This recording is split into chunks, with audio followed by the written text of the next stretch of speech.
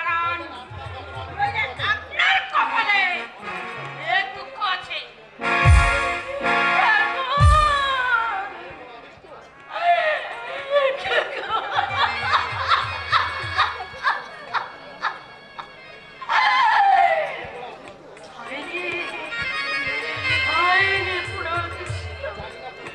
জানি না, জানি না পূর্ব জন্মে আমি কার কোন ঘোরাডুবি করেছিলাম। তাই এই জন্মে তার ফল ভোগ করতে হচ্ছে।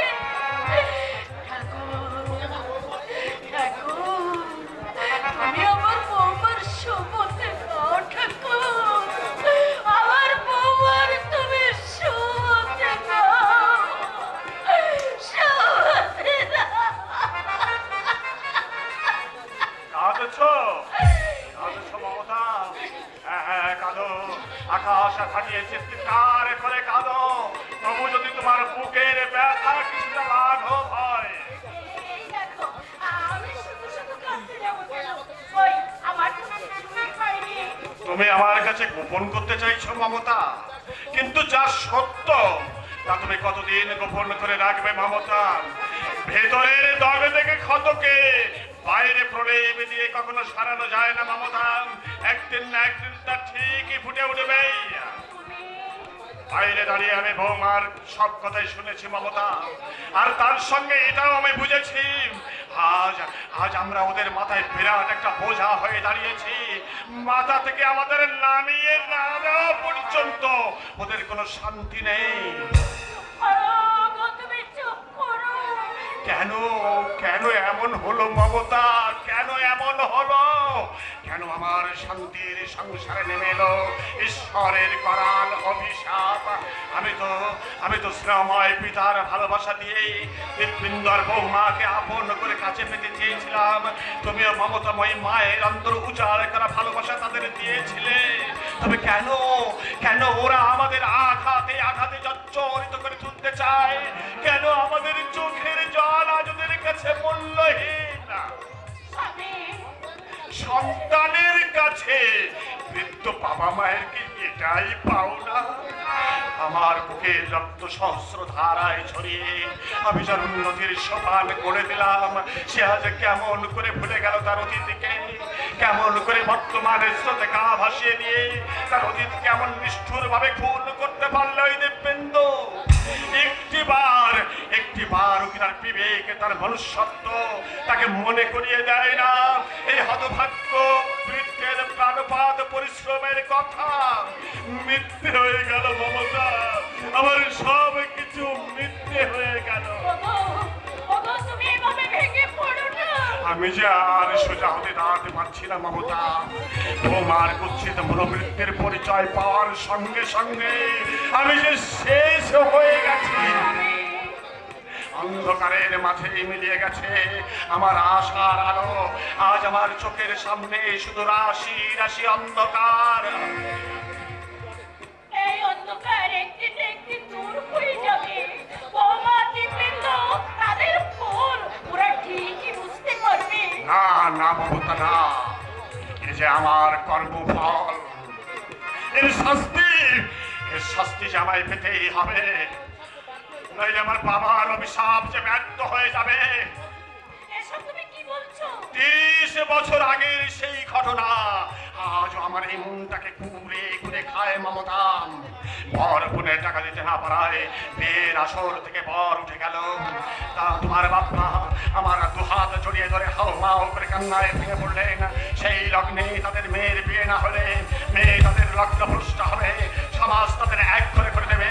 তাদের সেই অসহায় অবস্থার কথা চিন্তা করে আমি তোমায় বিয়ে করে আমার বাড়িতে নিয়ে এলাম।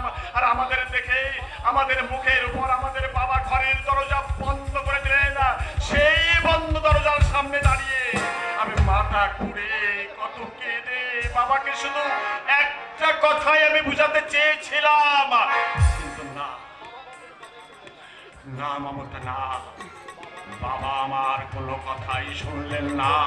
তিনি কঠিন প্রতিজ্ঞা করলেন এই কুলাঙ্গার ছেলের মুখ তিনি জীবনে আর কোনো দিন দেখবেন না।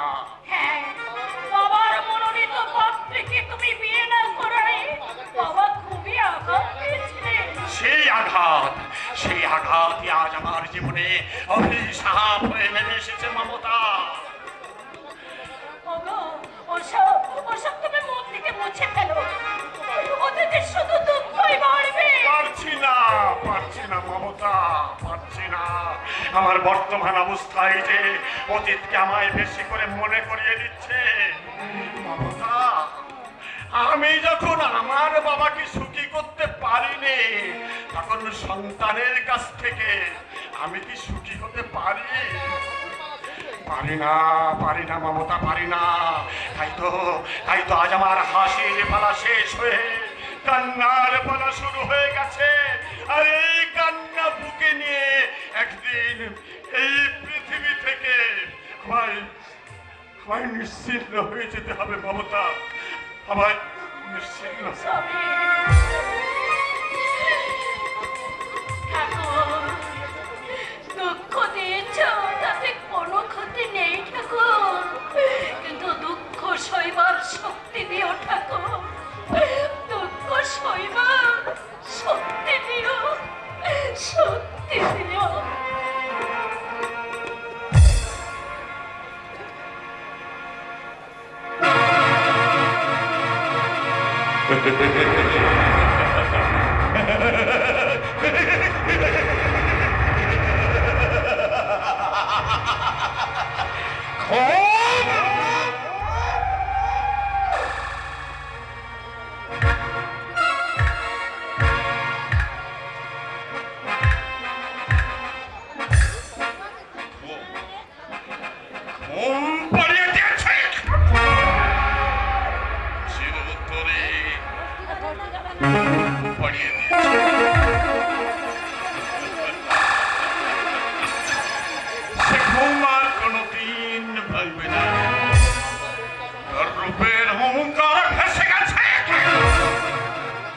আমার কামনার স্রোতে সুন্দর শ্যামল শেষে পরে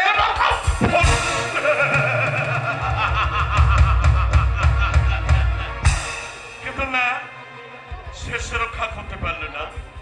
বিপুল শ্যামলের কাছে তোমাকে আর মানতেই হলো।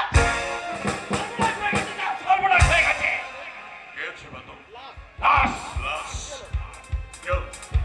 শুকুর দাঁড়িয়েছে। বল কি হয়েছে? আমার তো ভয় করছে। বাদল কি হয়েছে তাই বল। কাল রাত্রে শ্যামলের লাশটা আমি নদীর জলে ভাসিয়ে দিয়েছিলাম। আমি তো তোকে তাই বলেছিলাম, তাতে হয়েছে কি? লাশটা নদীর জলে ভেসে উঠেছে।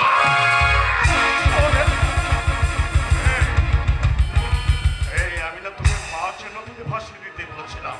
আরে তুই কি না? আমি তাই দিয়েছিলাম স্যার, আমি তাই দিয়েছিলাম। আপনি বিশ্বাস করুন, আমার কোনো দোষ নেই স্যার। দোষ নেই? তোর কোনো দোষ নেই, তাহলে লাশটা চড়াই নাকি? আমিও তাই ভাবছি স্যার। জেলেরা ভোর রাত্রে মাছ ধরতে গিয়ে শ্যামলীর লাশ আবিষ্কার করে ফেলেছে। আমি দেখে এলাম ওই গ্রামের লোকজন জড়ো হয়ে ওই শ্যামলীর লাশটাকে নিয়ে চটলা করছে স্যার। তুই দেখে এলি গ্রামের লোক জড়ো হয়ে চটলা করছে? বাবা, খুব সুন্দর কথা, সুন্দর কথা। তোকে বললাম না কাজ করলে আর তাহলে এখন উপায়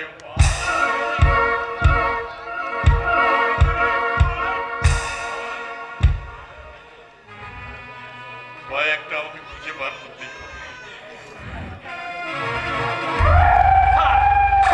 কে হলো?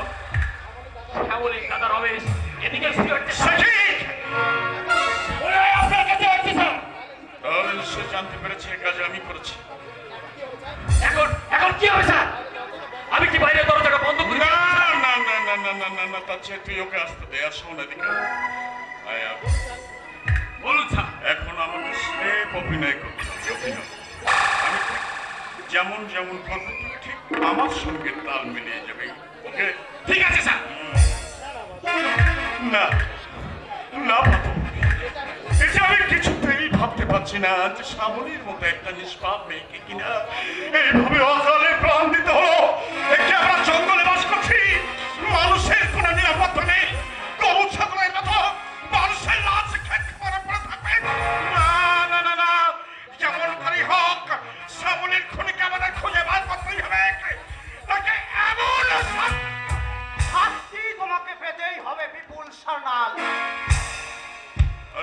রমেশ, এসো, এসো, এসো। এতক্ষণ তোমার কথাই আলোচনা হচ্ছিল। একটু আগে শুনলাম শ্যামলীর মৃতদেহ নাকি নদীর চড়ায় উঠেছে। খুব আশ্চর্য হয়ে গেছো তাই না? হব না, আশ্চর্য হব না। শ্যামলীর মতো একটা মেয়ে কে তাকে এমন সবসময় খুন করলো? এই শ্যামলী আমাকে দাদা বলতে কেন? সেই শ্যামলী আর কোনোদিন আমাকে দাদা বলে ডাকবে না। এই কথা ভাবতে হচ্ছে, খুব কষ্ট হচ্ছে বাবু। চলুন চলুন স্যার, আমরা শেষ দেখাটা দেখে আসি স্যার। হ্যাঁ হ্যাঁ, যাবো, নিশ্চয়ই যাবো। আর শুধু গেলেই হবে না, শ্যামলীর খুনিকে আমাদের খুঁজে বার করতেই হবে। তাকে আমরা সত্য করে জীবন্ত সমাধি দেবো, যা দেখে আর কেউ কোনোদিন এমন অন্যায় কাজ করতে।